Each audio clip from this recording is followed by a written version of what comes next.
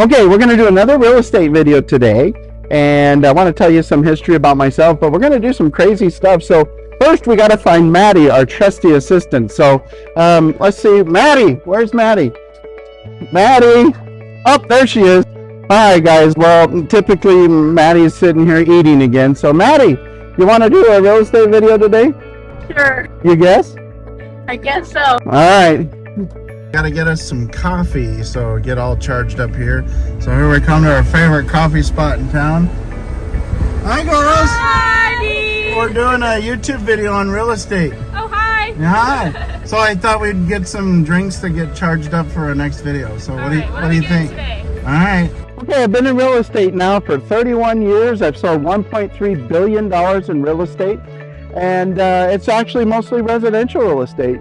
I wanted to do this video to give you kind of my background of when I started and how I struggled, and by doing this I'm hoping that you'll get something out of it. So I started in the real estate business when I was 18 years old in high school, but prior to that, and you'll notice we're at a construction site here, prior to that I was in construction with my dad, and that's what I did after school is went to the construction site and worked on framing homes and building homes.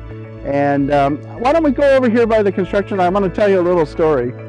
So one summer we were, my dad and I were out framing a house, and we were working really hard on it. The heat was terrible. It was over 100 degrees. And mind you, I was in high school, and I would, after I got out of school, I would go down to the construction site and work. And I was doing concrete and framing, much like we've got here. And one day we were working really hard, and this really nice car showed up on the job site, and my dad said, "Hey, keep working.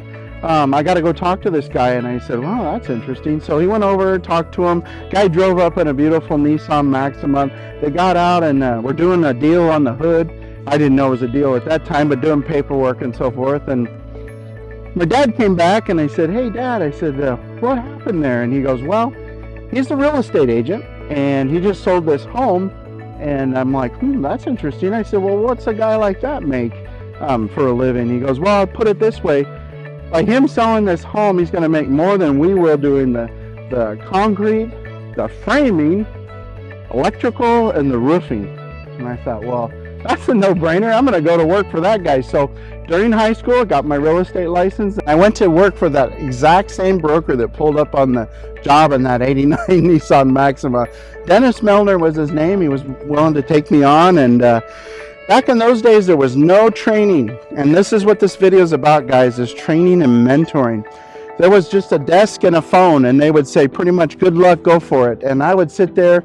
My friends would go flip hamburgers, and I would go down to the real estate office, and I'd be behind my little cubicle, and I would be going, I could see the front door, and I'd be going, "Please, nobody come in the door, please." Because I didn't know what to say. We're in a small town. It was, the name of the town was called Joshua Tree. It's really famous for the Joshua Tree National Monument. Also, U2, one of my favorite bands. Actually going to go see them here in Las Vegas at the new Sphere. Can't wait.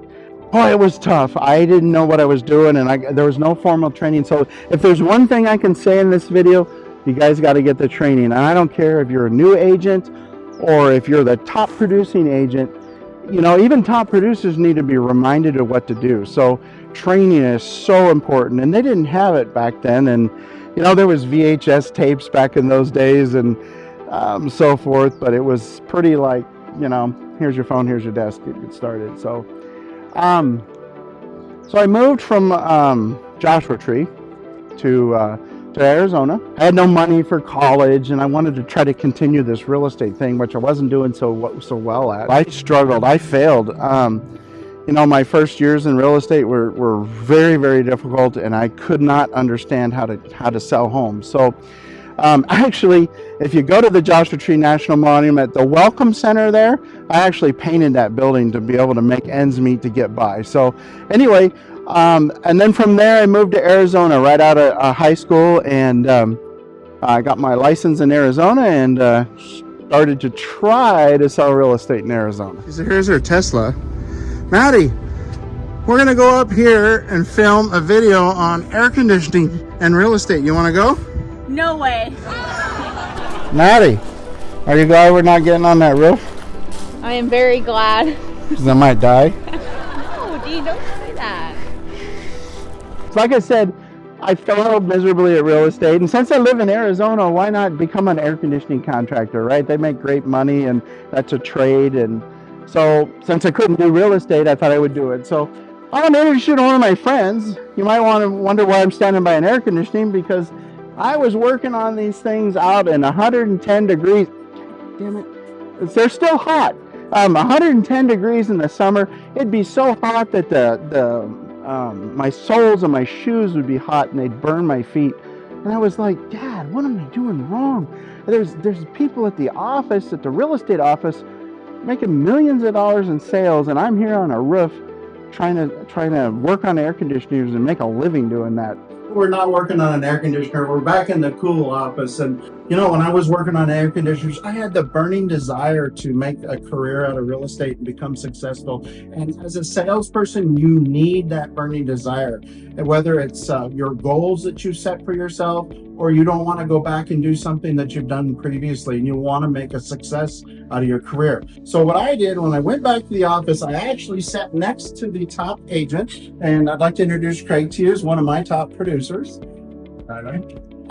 So I moved next to a top producer, and I actually mimicked everything they did on the phone, how they followed up with their clients. I even went through his trash can at night to see how he wrote his letters and formed them.